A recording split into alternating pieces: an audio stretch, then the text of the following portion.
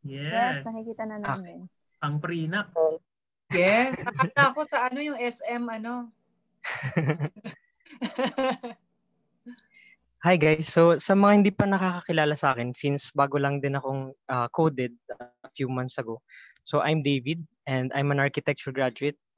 I'm a stock trader also. Tsaka financial advisor. So siguro short background din nung journey ko from to being a financial advisor.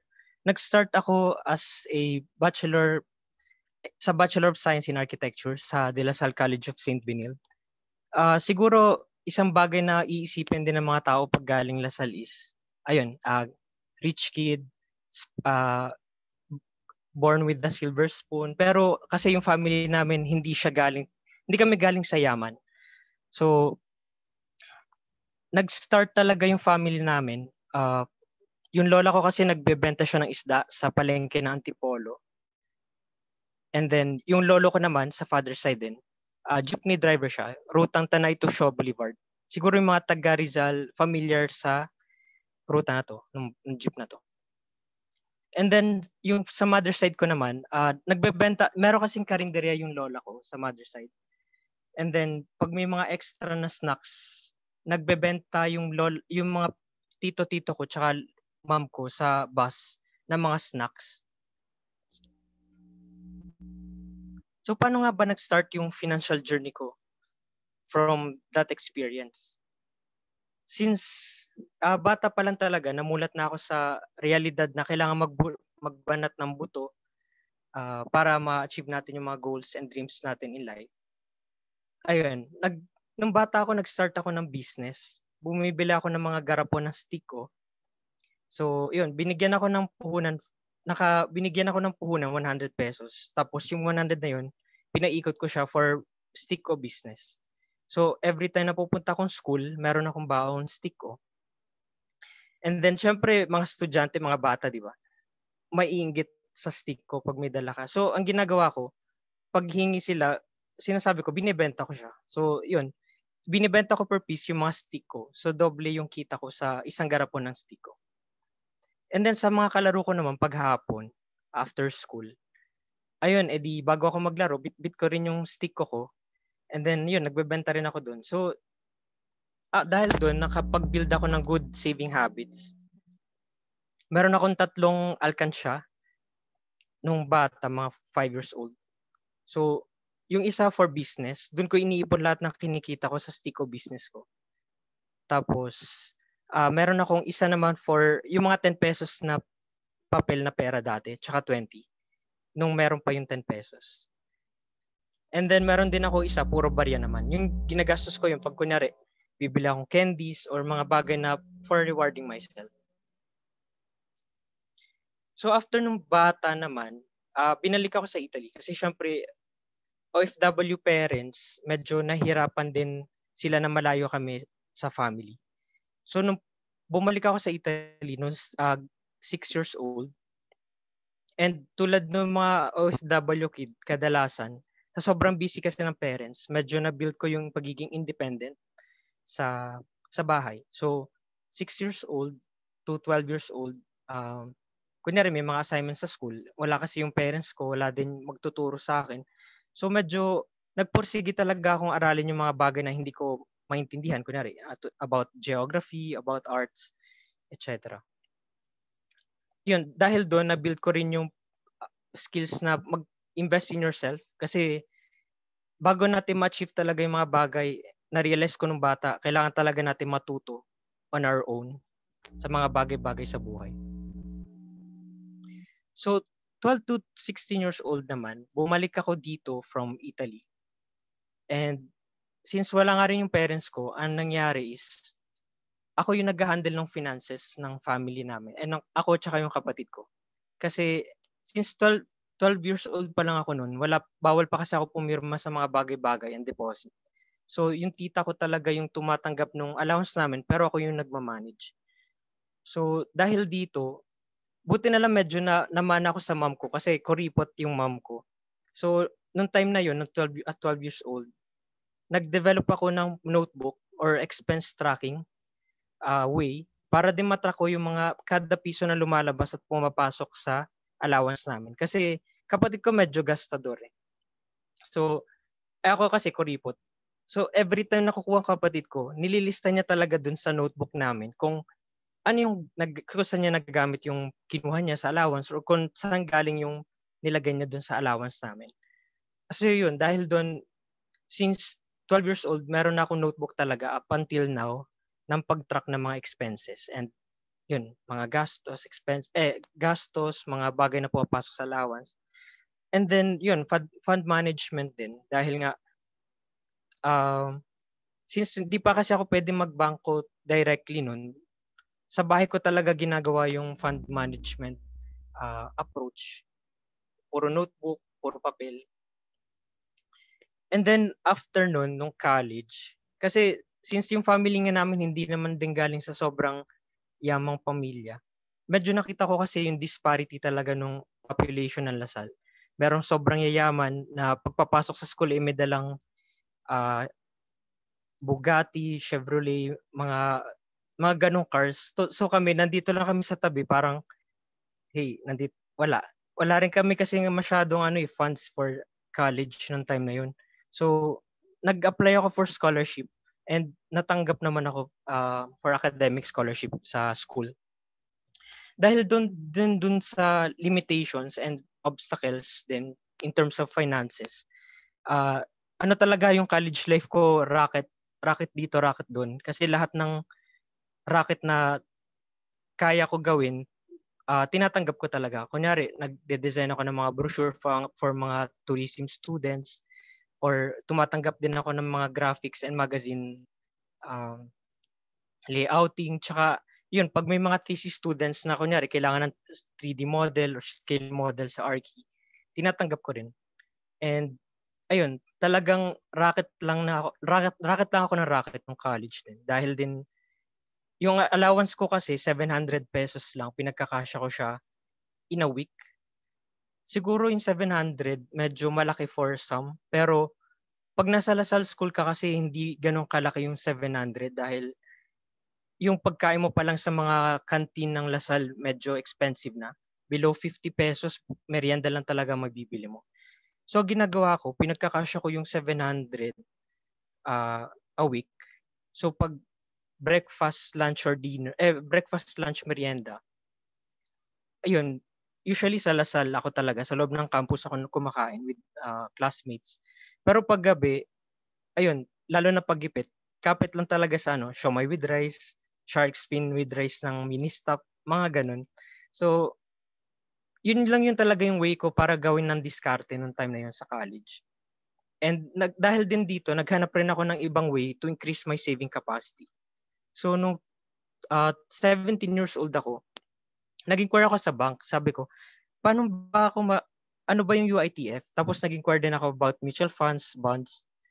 Yung reason kung bakit ako medyo naging aware dito is, yun nga, yung drive ko din to increase my saving capacity as a college student.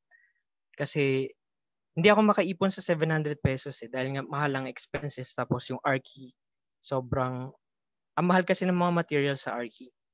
So, nung time na yun, nag-inquire ako ng ibang way nga. So, nag-invest ako ng 10,000 and 10,000 sa UITF nung 17 years old ako. And after a year, nag-increase siya ng 6,000. So, sabi ko, ang laki pala ng potential nitong UITF. Bakit hindi ko i-try na i-manage yung sarili kong pera? Since, medyo passive kasi yung UITF hinayaan ko lang siya doon. Next. So, nung 18 years old naman, nag-start na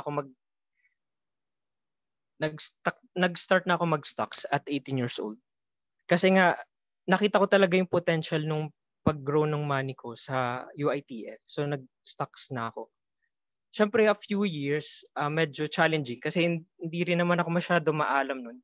So, nagbasa ako ng madaming books tulad nung kay Marvin Hermo, tsaka Rich Dad Poor Dad. Siguro Rich Dad Poor Dad talaga yung nagpabago sa sa mindset and sa buhay ko rin. Ang dami ko natutunan sa Rich Dad Poor Dad. And then dahil din doon, after a few years, tumatanggap na ako ng yung mga friends ko, nakikita nga nila na nag-invest ako sa stocks. So tumatanggap na rin ako ng parang fund management racket. Kasi ako na yung nagmamanage ng mga savings ng mga friends ko nung medyo natuto na ako mag-stocks.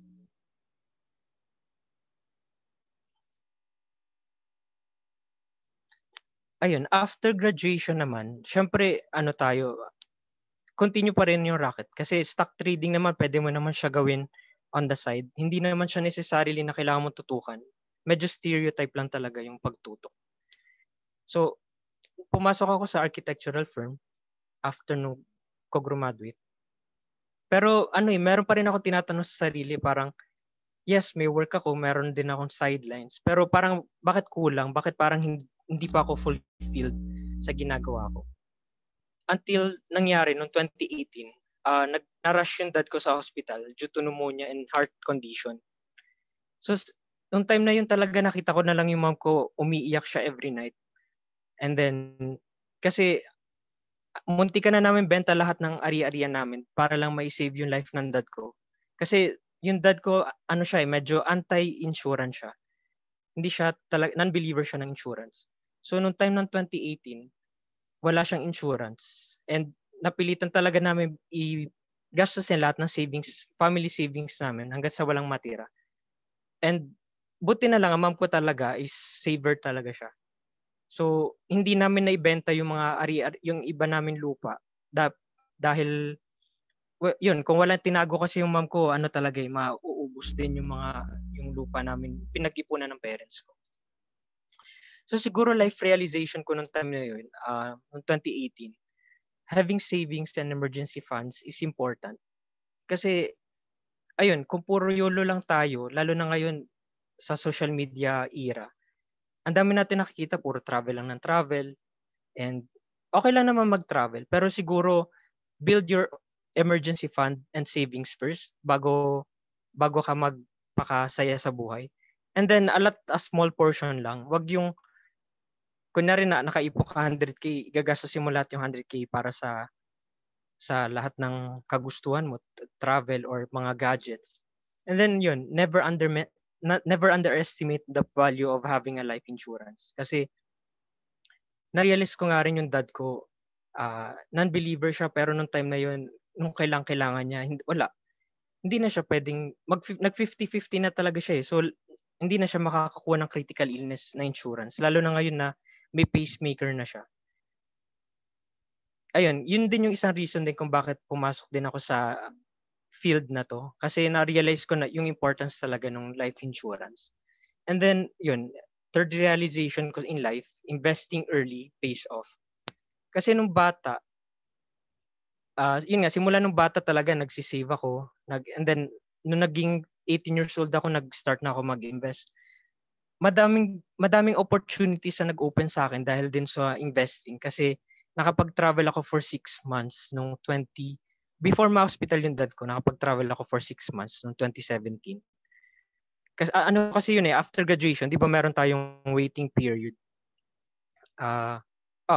Bago tayo mag-graduation rights, merong waiting period. So, tinik advantage ko yun para mag-travel and gamitin yung mga investment profits ko to reward myself. As ayun, dahil nga din dun sa nangyari sa dad ko, medyo na-realize ko nga rin na siguro yung kulang din nung time na yun sa akin is yung advocacy. So nahanap ko na yung advocacy ko, which is financial advocacy. Kasi I really value investing, saving, and yung life insurance din. So ngayon, dahil nga dito sa nangyari, meron na akong 3 career doing them at the same time. So I'm stock trading and forex trading. Tapos full-time Archie pa rin ako ngayon. And then part-time financial advisor. And sobrang nakikita ko talaga yung need to help people, lalo na yung mga communities na kailangan talaga matuto about financial literacy. Kasi hindi naman lahat may pare-parehas na opportunities eh. Well, aminin natin, meron tayong kahit papaano may mga privileges tayo. Pero kung magagamit natin to sa tamang paraan para maturuan yung mga communities na may kailangan, malaking difference na magagawa natin sa mundo. Siguro yung ultimate goal ko rin, kaya ko rin nakita yung fulfillment sa ginagawa ko ngayon is dahil yung goal ko talaga sa buhay is to be contented and chase every opportunity. Kaya nga rin ako pumasok sa financial advisor tsaka sa Driven. Dahil nga din gusto ko talaga mag-grow as a person. May mga pa rin ako weaknesses tulad ng communication skills na gusto ko improve. So ayun, by chasing opportunities, pwede natin talaga ma-achieve yung mga dreams and goals natin sa buhay. And ultimately, yung pinaka-goal ko talaga is financial freedom. Kasi, yes, na-realize ko kasi ngayon na nagtatrabaho ko, parang hindi ko na-imagine ang sarili ko hanggang tumanda na nag-work. So, as much as early as possible, gusto ko talaga mag-retire on my own. And then, ayun, magpo-produce ako ng passive income para lang din mas may time ako for family, for my passion, and mga interest din. Tsaka, ayun, to build a business din on my own para din mas focus ako sa future family ko and, ayun, future wife din. So, siguro yung pinaka-life lesson and summary nung lahat nung in-explain ko is grab every opportunity life has to offer and then never give up on your dreams and then invest in yourself. Thank you.